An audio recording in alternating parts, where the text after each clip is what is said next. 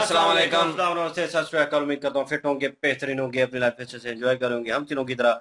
आज एक और वीडियो और उसका टाइटल है जी viral video of Pakistani parliament discussing Indian elections over enemy India is doing better. और प्रशांत सर की वीडियो है जी। ओरिजिनल वीडियो का लिंक डिस्क्रिप्शन में का लाजमी इनको भी सपोर्ट करें, हमें भी सपोर्ट करें। मेरा नाम मतलब मेरे साथ है मोहम्मद समीर खोखर। एक बार सो गाइस, लेट्स स्टार्ट। नमस्कार, welcome you all to study IQ। मैं हूं प्रशांत धवन। नाउ हाल ही में भारत में हुए हैं चुनाव और आप सबको पता है कि ये सक्सेसफुल तरीके से किए गए कंडक्ट। पूरे देश ने चुनाव एक्सेप्ट किए, कोई हो हल्ला नहीं हुआ चुनाव को लेकर, कोई कंट्रोवर्सी नहीं हुई।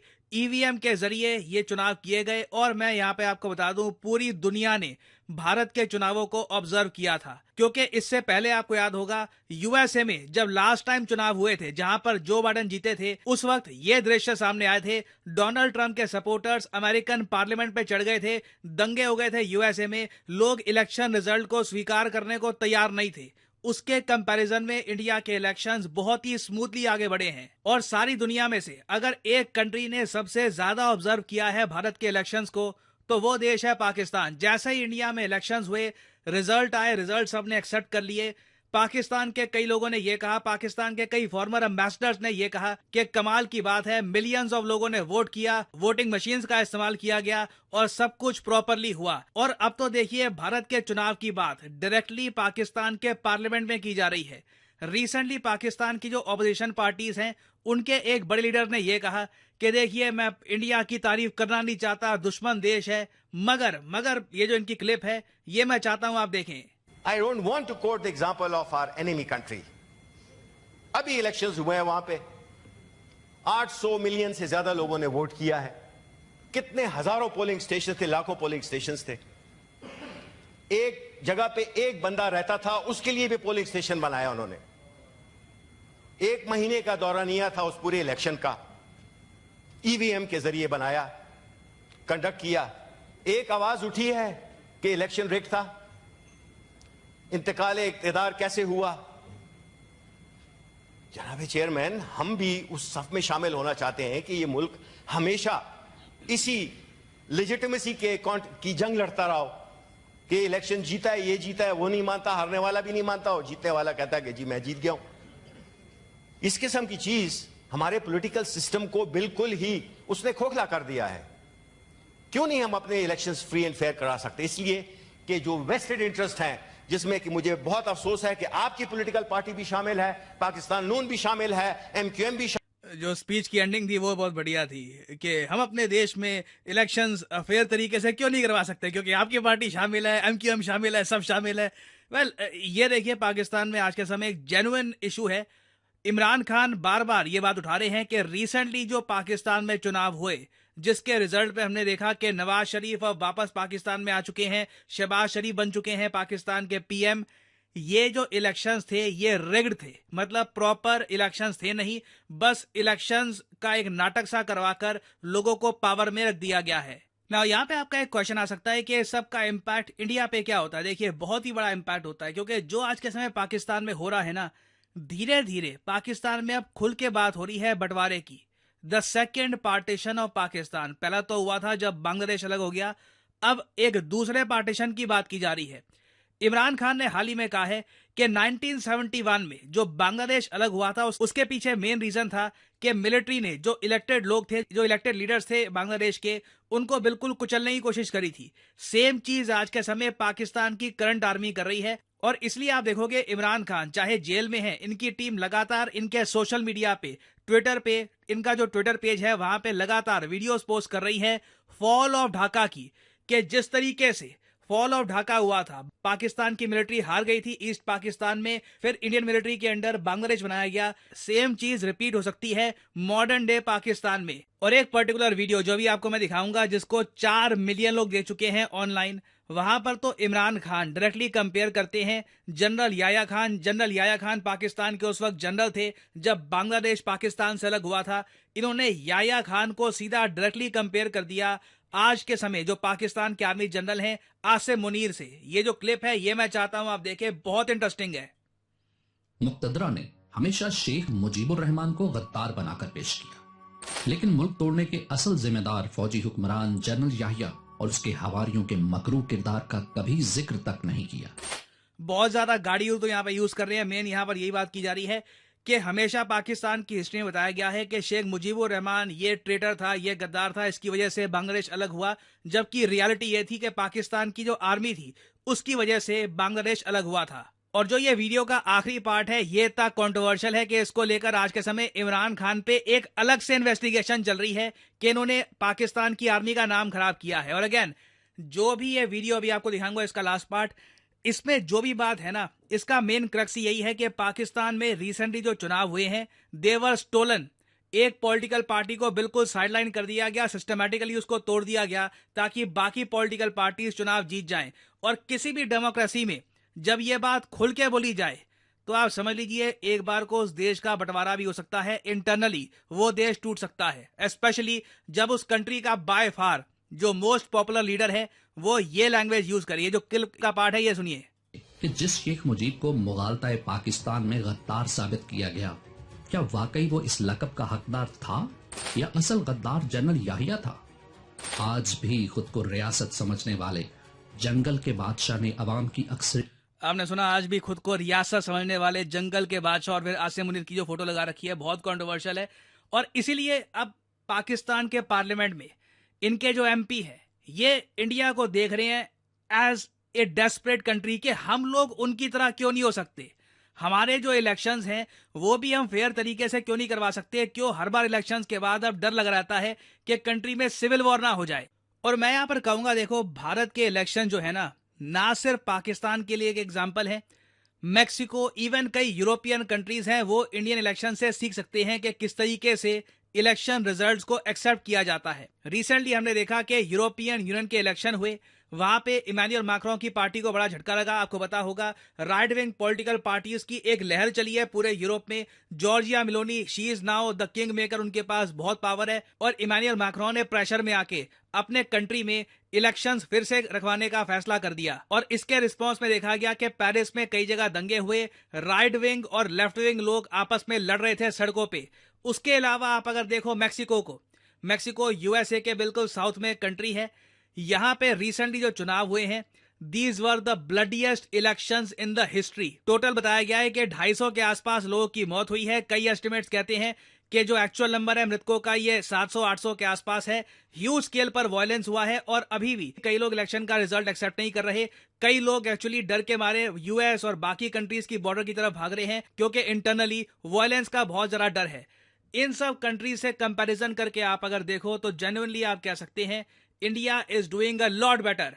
तो आने वाले समय में आप देखोगे जैसे जैसे पाकिस्तान में इकोनॉमिक हालत और खराब होती है, इन्फ्लेशन लगातार बढ़ती जाती है, लोग सड़कों पे आएंगे, इमरान खान के लिए सपोर्ट और जरा बढ़ेगा क्योंकि एक लीडर जो जेल में है और खुल के कह रहा है कि इलेक्शन में धांधली हुई है, इलेक्शन फेयर तरीके से नहीं हुए, इवेंचुअली उसके पीछे लोग खड़े होंगे and there is always a possibility of a civil war. मुझे पता नहीं है कब होगी, बट आप कह लीजिए पाकिस्तान में एक परफेक्ट सिनेरियो है एक इंटरनल सिविल वॉर का। तो इससे रिलेटेड इन द फ्यूचर कुछ अपडेट्स आती है, मैं आपके लिए अपडेटेड वीडियो बाद में ले आऊंगा। नाउ फाइनली आपसे पूछूंगा एक क्वेश्चन यहाँ पर ये है कि तृष्णा मिशन रिसेंटली काफी न्यूज में था। आपको बताना है कि तृष्णा मिशन में इंडिया के साथ किस कंट्री ने कोलैबोरेशन किया है। ये है यहाँ पे आपकी ऑप्शंस, इसरो, फ्रांस, यूएसए या फिर जर्मनी। कमेंट सेक्शन में करिए उत्तर। जो लोग सही आंसर देंगे उनकी कमेंट को मैं हार्ट दे दूंगा ताकि बाकी लोग समझ पाएं कि सही उत्तर क्या है। क्या आप जानते हैं दुनिया में सबसे ज्यादा महंगी चीज क्या है? मैं आपको बताता हूं। इसके बारे में एक बहुत ही फेमस कोट है, nothing is more expensive then A missed opportunity. और आपके सामने इस वक्त एक गोल्डन अपॉर्चुनिटी है स्टडी IQ के बैच 10 को ज्वाइन करने की अंडर ए डिस्काउंटेड प्राइस। बहुत कम देखने को मिलता है कि स्टडी IQ का एक नया बैच स्टार्ट हो रहा हो और साथ ही साथ आपको मिले एक मेगा डिस्काउंट। तो स्टडी IQ की सेल हो चुकी है एक्टिव। सिंपली जाइए वीडियो के कमेंट सेक्शन में और यहाँ पे आपको लिंक्स मिल जाएंगे स्टडी IQ के बैच 10 के। ये बैच 15 तारीख से स्टार्ट हो जाएगा। जब एक बैच स्टार्ट हो रहा होता है ये बेस्ट टाइम होता है उसको ज्वाइन करने का क्योंकि चैप्टर 1 से आपकी तैयारी स्टार्ट होती है। Everything starts from the beginning. तो आप अगर सिंपली इस लिंक पर करोगे यहाँ पर क्लिक तो आप परचेज कर पाओगे स्टडी IQ का batch 10 under a massive discount. ये 30% का डिस्काउंट सिर्फ 15 जून तक है। 15 जून के बाद ना इस बैच में कोई एनरोलमेंट होगी ना ये डिस्काउंट रहेगा। तो इस 30% एक्स्ट्रा डिस्काउंट को अवेल करने के लिए सिंपली क्लिक करिए ऑफर्स अवेलेबल पर, कोड यहां पर डालिए PD10 और आपको मिलेगा the maximum discount possible in this sale. So use the code PD10 and save money. और याद रखिएगा, nothing is more expensive than a missed opportunity. So इसी नोट के साथ यह वीडियो का अंत। Thank you for listening. May the gods watch over you.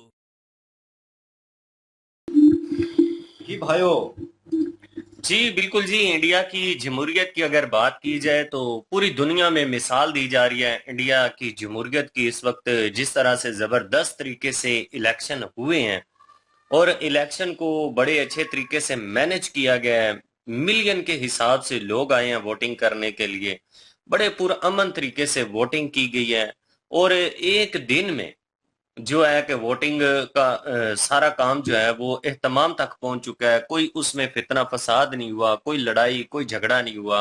हारने वाले ने हार एक्सेप्ट की है, जीतने वाले ने अपने जीत का सेलिब्रेट किया।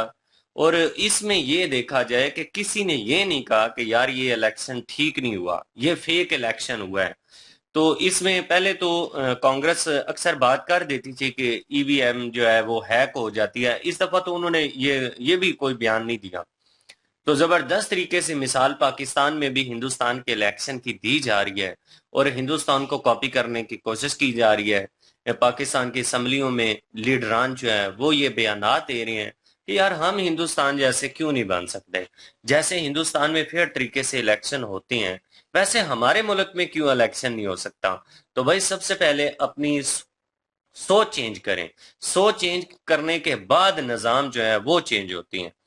तो फिर हिंदुस्तान की पहले जो पॉजिटिव सोच है उसको कॉपी किया जाए, उसके बाद अपने निजाम को चेंज किया जाए, उसके बाद प्रैक्टिकल जो भी स्टेप लेने हैं वो लिए जाए, तो फिर जाके मुल्क में चेंजिंग आती है। इस तरह नहीं आती। यहाँ पे ये होता है कि जो हार जाता है उसने आज दिन तक अपनी हार को एक्सेप्ट ही नहीं किया। वो हमेशा यही कहता है कि इलेक्शन जो है वो सही नहीं हुआ। जो जीत जाता है उसने कभी भी ये नहीं कहा कि इलेक्शन जो है वो ठीक नहीं हुआ। जो भी हारता है उसी को लगता है कि इलेक्शन जो है वो फेक हुआ है, चाहे वो किसी भी पार्टी से ताल्लुक रखता हो। उसने अपनी हार को एक्सेप्ट कभी भी नहीं किया। उसने कभी ये नहीं सोचा कि उसकी प्रोग्रेस क्या है, उसके डेवलपिंग के काम क्या है कि जिसकी वजह से उसे जीत मिलनी चाहिए। तो ये कंट्रोवर्सी जो है वो पाकिस्तान में चलती आ रही है आज दिन तक। हमने नहीं सुना बचपन से लेकर आज दिन तक कि यहाँ पे किसी ने ये कहा हो कि इलेक्शन जो है वो बहुत अच्छा हुआ है। हमेशा यही हमने सुना कि इलेक्शन जो है वो फिर इलेक्शन नहीं हुआ। गवर्नमेंट की वजह से ना, पीछे हाँ गवर्नमेंट जो है तगड़ी थी, पास में उन्होंने काम किया है, तो उन्होंने होल्ड किया हुआ था, उनकी वजह से मेरे ख्याल में ये इम्पैक्ट जो है वो आया है, मेरे ख्याल में, इन माय ओपिनियन। क्योंकि सुमीर जी जैसे बात कर रहे हैं कि वो हिस्ट्री में ये चीज़ नहीं आई, तो मेरे ख्याल में वो आने की वजह यही है कि पीछे गवर्नमेंट पास में किन की रही है, वो इनकी थी, बीजेपी की। तो मेरे ख्याल में उन्होंने होल्ड किया हुआ था। तो वहाँ में लैक ऑफ नॉलेज नहीं है पाकिस्तानियों की तरह, इन अ सीरियस नोट। वहाँ के जो पढ़े लिखे हैं वो वाकई पढ़े लिखे हैं और वो इस चीज़ पे ये नहीं कहते कि ढीठपना नहीं करते। ठीक है, जो चीज़ हक सच पे हो उसे एक्सेप्ट भी करते हैं। और यही मेरे ख्याल में समझदार कौम की निशानी है, पाकिस्तानियों की तरह नहीं है। और नो डाउट होल्ड जिन्होंने किया हुआ था और जो कर रहे थे, और फिर इलेक्शन करने की जरूरत नहीं थी, और पाकिस्तान में वो मतलब वोट कास्ट करने की जरूरत नहीं थी आपको, वो बिल्कुल ही आप लीक कर देते, स्ट्रेट फॉरवर्ड फैसला दे देते, तो मेरे ख्याल में मैं उस चीज़ के बिल्कुल खिलाफ नहीं था, ठीक था। क्योंकि हमारा वोट लेकर उसके बाद आप चूज अपनी मर्जी से करें, तो फिर ये भी गलत है। तो फिर आप वो बाद में बोलें कि साफ शफाफ इलेक्शन हो रहा है पाकिस्तान में, ठीक है, कोई धांधली नहीं हुई, कोई कुछ नहीं हुआ, तो मेरे ख्याल में फिर वो साफ शफाफ नहीं है। वो सबको पता है, नो आइडिया। लेकिन कुछ चीज़ें जो हैं कॉम्प्लिकेटेड हैं, नो डाउट। कंपैरिजन आप फिर भी नहीं कर सकते इंडिया के साथ। तो पार्लियामेंट में बात हो रही है, वो एक किस्म की सजेशन आपको दे रहे हैं कि देखिए वहाँ पे इस तरह के हालात है, इस तरह, तो उसका बैकग्राउंड भी देखना चाहिए कि वो कहाँ से उन्होंने शुरू किया। उनकी जितनी भी कह लें कि पास्ट में हुकूमतें आई हैं, उन्होंने बिल्ड किया है इंडिया को स्टेप बाय स्टेप। तो वो इंडिया इस पोजीशन पे आ चुका है कि अपनी अब बात रख सकता है, अपने हिसाब से चीज़ें करवा सकता है, ठीक है, एक इम्पैक्ट डाल सकता है जो पूरी दुनिया पे इम्पैक्ट छोड़ रही है चीज़ ये। और हर कंट्री ने मेरे ख्याल में अप्रिशिएट किया कि वहाँ पे जो इलेक्शंस हुए हैं वो बड़े मुश्किल थे करवाने। जैसे वो पार्लियामेंट में खड़े होके जो वो बात कर रहे थे कि एक बंदे के लिए पोलिंग स्टेशन जो है वो क्रिएट किया गया। इट्स मीन वोट जो है वो बड़ी अहमियत रखता है वहाँ पे।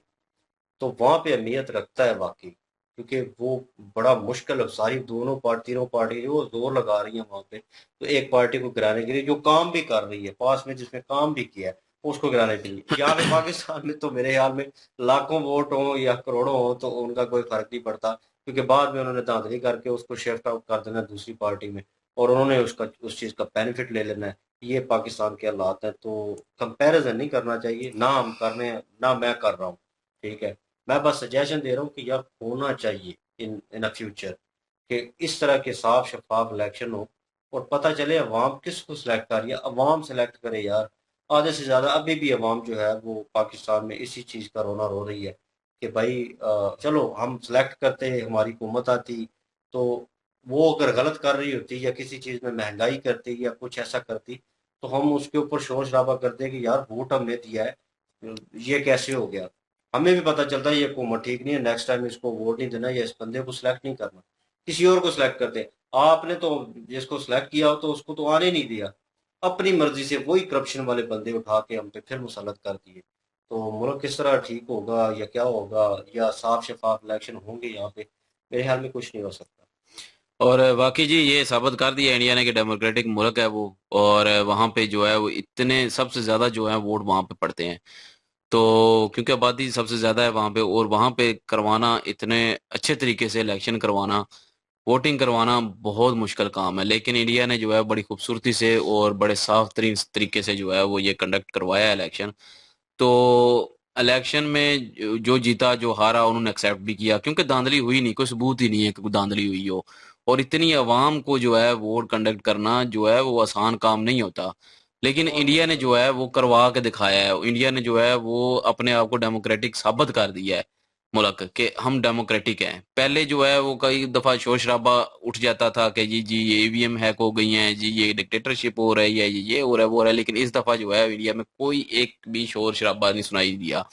सब ने जो है एक्सेप्ट किया है कि सब ने कहा है कि इलेक्शन जो है वो बहुत अच्छे तरीके से हुए हैं। तो उसका नतीजा यही है कि दुनिया पे एक इम्पैक्ट पड़ चुका है इंडिया का। और जो इंडिया का दुश्मन मुल्क है पाकिस्तान, जो अपने आप को दुश्मन समझता है, इंडिया भी इंडिया को दुश्मन समझता है, तो वो अपने पार्लियामेंट में जो है वो इंडिया की मिसाल देने से भी जो है वो पीछे नहीं हट रहा। हालांकि वो कह भी रहा है कि मेरा दुश्मन मुल्क है और मेरा दिल नहीं करता कि मैं जो इसमें है बातचीत उनकी करूँ। तारीफ करूं, लेकिन मैं फिर भी बोलूंगा कि वहां पे इलेक्शन अच्छे हुए हैं और मैं यही चाहता कि पाकिस्तान में भी हूँ। तो बात उनकी कई हद तक ठीक है। तारीफ वही जो दुश्मन के मुंह से। बिल्कुल तारीफ तो बनती है जी, क्योंकि वाकई इलेक्शन अच्छा हुआ है और तारीफ बनती है, इसमें कोई शक बिल्कुल नहीं है। बिल्कुल। और जो है वो अपने मुल्क में उन्होंने बात की कि यहाँ पे भी वैसे ही होना चाहिए। तो मैं यही सोचता हूँ कि वैसे ही होना चाहिए। और ये इलेक्ट्रॉनिक्स वोट जो होते हैं ना ये पढ़ने चाहिए, और ये इमरान खान ने किया था। लेकिन बिल्कुल। बाद में जो हुकूमत आई उन्होंने फिर से चेंज कर दिया, क्योंकि उनको डर था कि ये अगर कर दिया तो फिर वो ये जो है वो इमरान खान पक्का बनेगा। लेकिन ये नहीं पता कि इमरान खान वैसे भी बन ही जाएगा। लेकिन वही बात कि जो है वो हमारे वोट ना पड़ते तो अपनी मर्जी सेलेक्ट कर देते तो बेहतर था। बेहतर था। लेकिन एक बात ये है ना कि दुनिया को दिखाना भी तो है ना कि डेमोक्रेटिक मुल्क है। अगर इस तरह करते तो कभी भी कोई भी आईएमएफ से जो है लोन न मिलता, क्योंकि लोन मिलते हैं या सपोर्ट अगर किसी कंट्री की मिलती है तो डेमोक्रेटिक कंट्री को मिलती है। तो हम्म। ये चीज करवानी जरूरी थी। तो बेशक जो जिसे कहते हैं खाना पूरी करना हो या जो भी करनी हो ये करवानी जरूरी थी, तो इसलिए करवाई गई है। तो बहरहाल ये है कि मुझे जो डर है ना कि जो इन्होंने बीच में कहा खाना जंगी होना स्टार्ट हो जाएगी, तो मुझे भी यही डर है कि अगर थोड़ी सी महंगाई हुई तो बस यकीन करें पाकिस्तान में जो है वो खाना जंगी शुरू हो जाएगी और पाकिस्तान जो है वो टूटने के कगार पे आ जाएगा। जो लोग कहते हैं कि अगर कोई टूटने की बात करता है तो ये नहीं होता कि वो टूटने का देखना चाहता है कि टूटे। वो यही चाहता है कि मुल्क सीधा हो जाए, मुल्क में खाना जंगी ना हो, मुल्क ना टूटे, मुल्क एक बन के रहे, मुल्क में सारे काम सही हो जाएं, मुल्क में हर बंदा जो है वो खुश रहे। यही चाहते हैं वो। लेकिन तो इम्पैक्ट लेकिन गलत पड़ता है। ये है कि जो लोग जो है समझने शुरू कर देते हैं कि जी अगर ये मुल्क टूटने की बात कर रहे हैं तो ये गद्दार हैं जी, ये चाहते हैं कि मुल्क टूटे। मुल्क टूटना हम नहीं चाहते, ना वो चाहते हैं जो बात करते हैं। मुल्क टूटना इस वजह से नहीं होगा कि हमारे चाहने से मुल्क टूट जाएगा। मुल्क टूटेगा तो ये महंगाई होगी, सिविल वार होगी, उस वजह से टूटेगा। उस वजह से मुल्क बहुत पीछे चला जाएगा। पहले ही बेड़े गर्क हुए पड़े मुल्क के, उसके बाद और ज्यादा बेड़े गर्क हो जाएंगे। तो वो चीज़ से यकीन करें मैं डरता हूँ, क्योंकि मैं इसी मुल्क का शहरी हूँ और इसी मुल्क का खाता हूँ, तो अपने मुल्क के लिए बेहतर ही सोचूंगा कि मुल्क के लिए क्या बेहतर है, तो मुल्क में क्या नुकसान वाली चीज़ें हैं वो ना हो, मुल्क तबाह ना हो, क्योंकि हमने रहना है यहाँ पे, हमारी फैमिलीज ने रहना है, हमारे बच्चों ने रहना है यहाँ पे, तो ये हम कभी भी नहीं चाहेंगे कि ये मुल्क टूटे या मुल्क बर्बाद हो, यहाँ पे सिविल वार शुरू हो, यहाँ पे महंगाई हो, कभी भी नहीं चाहेंगे। हम तो चाहेंगे कि सारा कुछ ठीक हो, मुल्क का, मुल्क तरक्की करे और हमें किसी और मुल्क में जाने की जरूरत ही भी ना पड़े, अपने मुल्क में हमें सारा कुछ मिले, इतना तरक्की करे मुल्क। लेकिन नहीं कर रहा मुल्क तरक्की, तो इसमें ना किसी अवाम का दोष है, उस तरह के बयानबाजी करने से कोई ना तो मुल्क आगे जाते हैं तो ना पीछे आते हैं। मुल्क जाते हैं तरक्की करने से आगे, मुल्क जाते हैं डेवलपमेंट करने से, मुल्क पीछे आते हैं कि वो क्या कहते हैं तानाशाही करने से, मुल्क टूट जाते हैं सिविल वार से। तो ये है कि बात सिर्फ इतनी है कि इंडिया जो है वो वाकई अपने आप को डेमोक्रेटिक साबित कर चुका है और वाकई है, इसमें कोई शक नहीं है। बिल्कुल जी, और उम्मीद करते हैं बेहतर ही हो, और इंडिया में तो बेहतर हुआ है, पाकिस्तान में आने वाले वक्त में हालात बेहतर हो और इस तरह के साफ शफाफ इलेक्शन हो और जिनको हम सेलेक्ट करते हैं वही आए, तो फिर कुछ चेंज आ सकेगा, वरना मुश्किल है। हालांकि वीडियो कैसी लगी कमेंट सेक्शन में बताइएगा, ओपिनियन कैसा लगा उसके ऊपर भी अपना ओपिनियन जरूर रखिएगा, और इनके ओरिजिनल वीडियो की लिंक और महाभारत की लिंक डिस्क्रिप्शन में मौजूद होगी, विजिट करें, सपोर्ट करें। इंशाल्लाह मिलते हैं नेक्स्ट वीडियो में, अपना ख्याल रखिएगा, दुआ में याद रखिएगा, तब तक के लिए अल्लाह हाफिज, पीस।